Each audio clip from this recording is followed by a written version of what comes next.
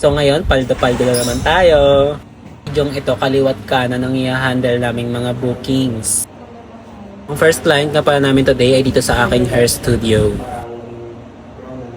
Pangalawang gawa ko na rin po pala to kay ma'am. So for the retouch na kami ng kanyang balayage. So here's the before.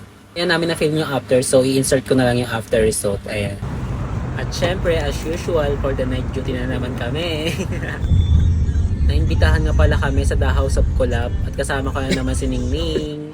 Ayan, excited nga si Ningning dyan kasi makikita niya daw yung mga idol ng TikTokers.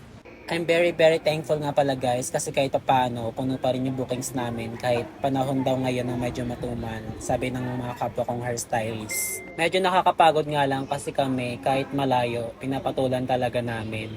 Pero hindi naman yung to the point na tatagos na kami sa padera. Joke lang. So ayun, nasa full-time hairstylist kasi mahirap talaga matenga ka ng matagal na panahon. And it's 1 AM, ayan, buti lang talaga laging may papasyata lagi si Tao sa Kulong. Napasyat nga lang ako ng konti dyan guys. Ayan, we're going home na. Kailangan nga na matulog sa biyahe kasi may appointment din kami bukas ng umaga.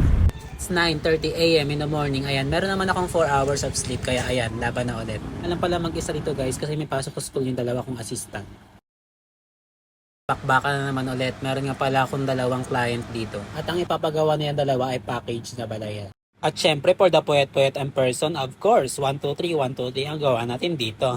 Joke lang. Syempre, pag first time client natin, dapat pulido at magandang gawa natin para babalik sila sa atin at makuha natin ang kanilang loob. Ang daming hanash! And then yan si client number 2, nag-request lang siya ng ash brown na balayage.